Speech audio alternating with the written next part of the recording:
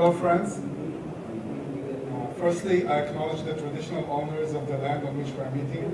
I pay my respects to their elders, past and present, and the Aboriginal elders of other communities who may be here today. So, in this session today, we're going to speak about AI, predictive maintenance, and several myths, and what is the reality. And I encourage you all to participate and ask any questions during the session. So, before we dive in, I'm going to give a brief background about myself, and we're going to overall, in these 20 minutes, speak about three myths. One, big data versus the right data. Second one, predictive versus prescriptive maintenance, what is actually needed. And third, we're going to speak about sensor deployment, and is it actually enough today to achieve what we want. So really briefly about myself before we continue and dive in. I'm the co-founder and CEO of Razor Labs. Razor Labs has built a holistic solution regarding predictive maintenance, specifically for the mining sector. I founded overall with my partners 4 companies. All of the companies deal with AI for different sectors: mining, professional services, defense, and others. All the companies together in the last 6 years achieved 200 team members overall. I have 6 years of experience performing sensor fusion with deep learning. I started in the airborne sensor field, so sensors such as radars, telemetry, optics, and so on. That's what I've been doing prior to the mining sector. I have second degree in electrical engineering, focusing specifically on deep learning, studying specifically deep learning for lung cancer identification.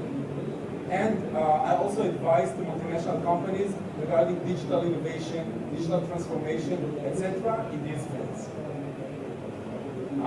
Everything that we're going to see is a part of our offering within the Razor Labs company that is focused, as I said, specifically on AI for predictive maintenance in the mining sector.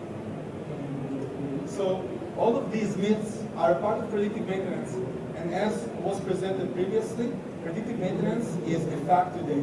Companies, more and more miners are moving to predictive maintenance, and each because of their reasons. It can be because of availability and throughput. It can be because of safety. It can be because of ESG goals. Each of them has its own advantage within predictive maintenance. We're not going to discuss the what, we're going to discuss the how. How can we actually leverage predictive maintenance in a way that will work on site, on the real field. Let's start with the first myth.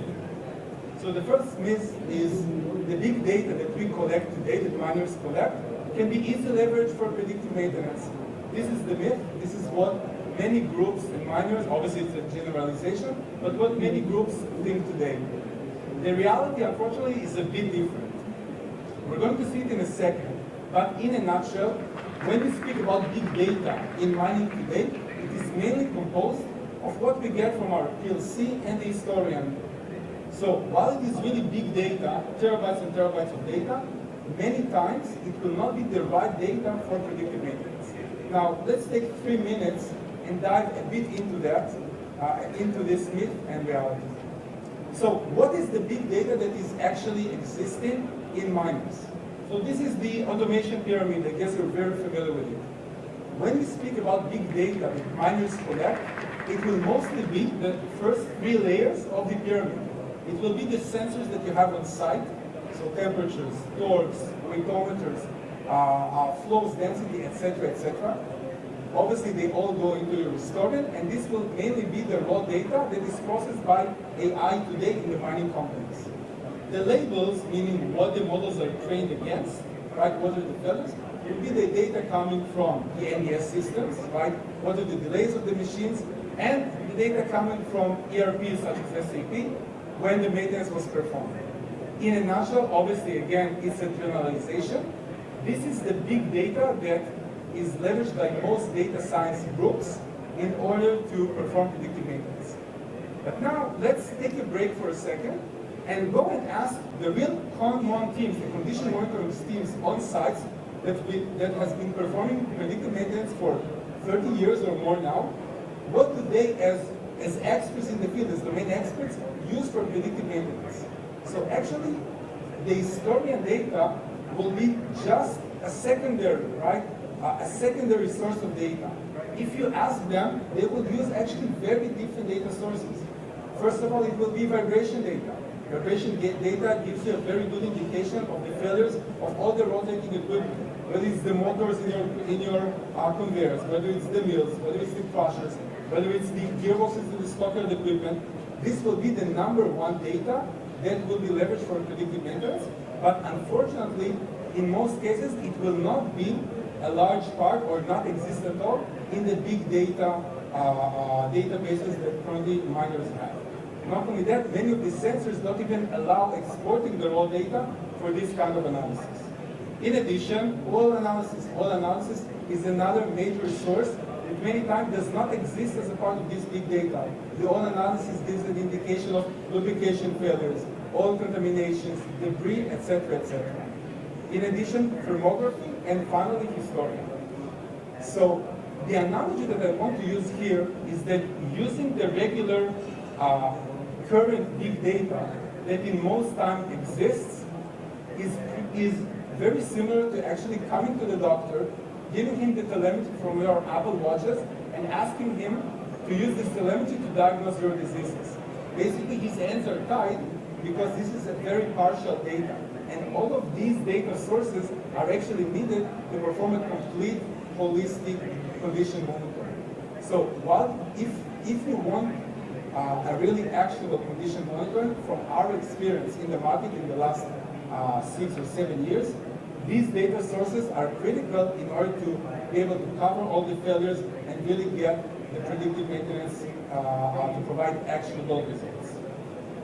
So now let's go to the second myth. The second myth, obviously many times data science teams are given a task. We need you to predict these and these and these failures. So what the question here is that failure prediction is not enough.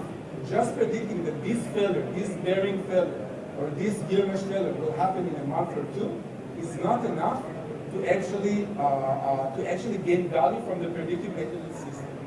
The reality is that even if a failure is predicted, there is a very diverse set of actions that can be performed in order to actually prevent the failure. And it is so diverse that after the model runs, the teams on site actually need to know what to do. And it is not specific enough, and in most cases, they will not actually address this failure. And I want to give a concrete example. Let's say that I already am doing a regular condition monitoring, a regular predictive maintenance. And let's say that it gives me that this specific motor, which is a part of my boom conveyor in my reclaimer, is going to fail because of a bearing wear. Now, the team on site has a very diverse set of actions that it doesn't know what to choose.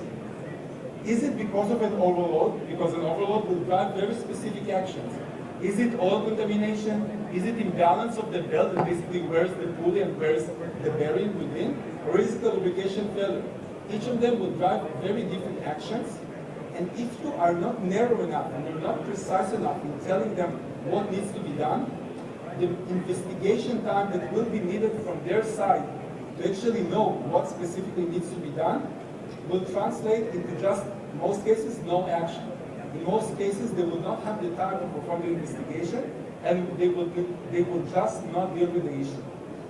Another option is that they will actually replace this bearing, which is the easy thing to do, but they will not solve the underlying issue, because if they have a lubrication failure and the bearing is not being lubricated, they will replace the bearing, but the new bearing will fail as well, and the next one, and the next one, and the next one. And you will see these replacements every 3 months, 3, 4, 5 months, depending on the equipment, that will drive a lot of actions, but not really increase the reliability and the availability of the equipment.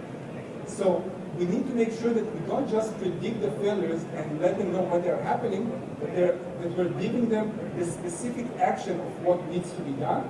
And this is driven from the root cause. We need to narrow exactly what is the root cause that is causing this specific action. Once we know the root cause, then we're able to exactly tell them what to do and to eliminate this investigation time and translate it into real actions. What is happening today in most cases is that the failure happens, the current tools within their system or their reports will just give you what we call the symptom. So the symptom here is the bearing.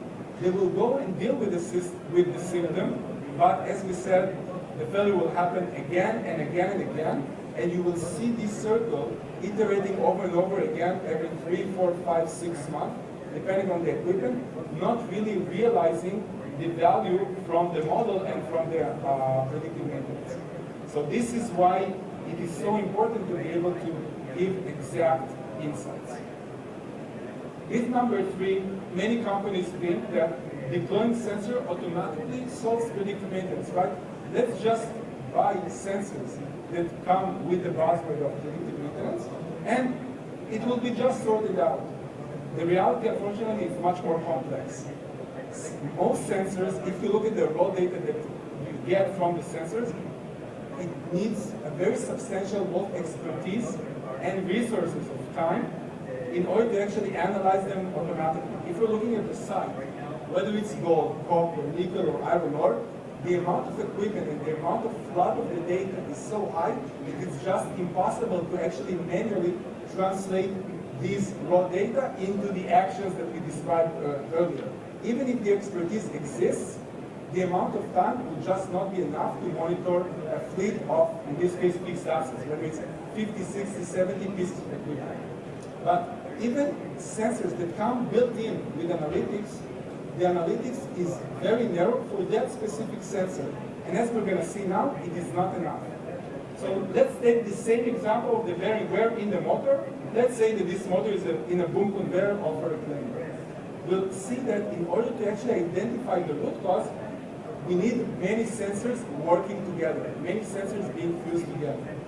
So if I'm looking at overload as a mechanical engineer, what am I going to be looking at? I need the current, I need the temperature, I need the vibration, I need the power. All of these are needed in order to be able to cross out that it's not overload.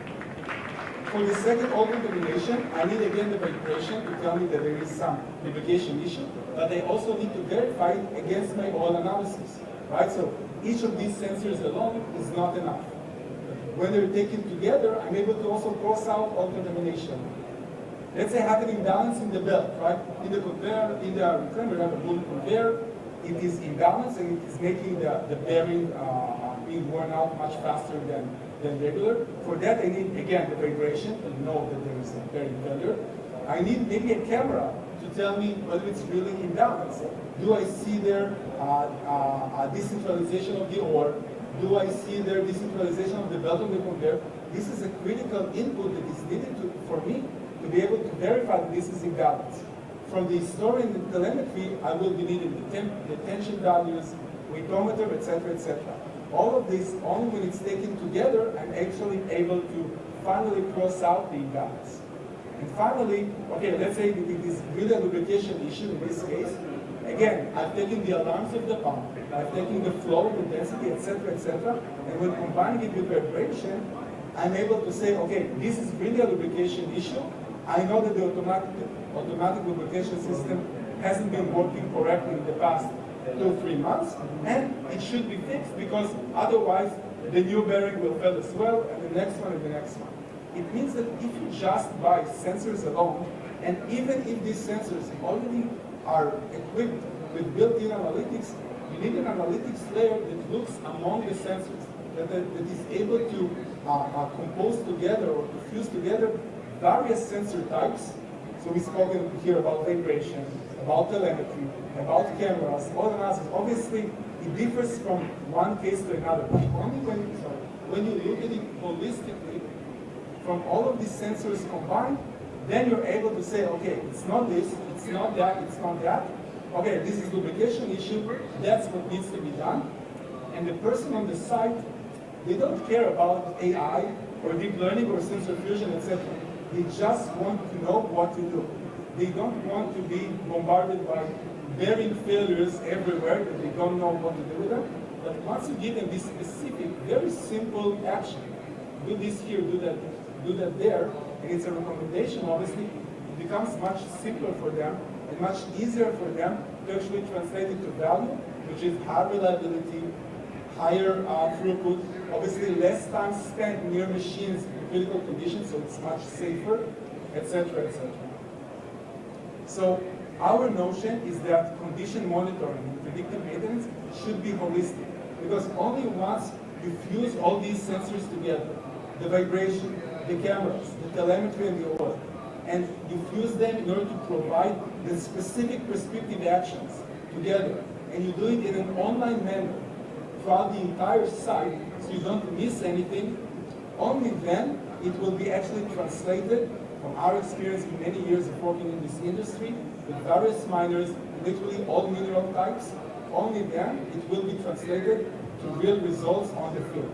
Higher safety, less time spent near machines that are about to break or about to erupt and so on, high throughputs, recoveries, and availability. That's it. Thank you very much.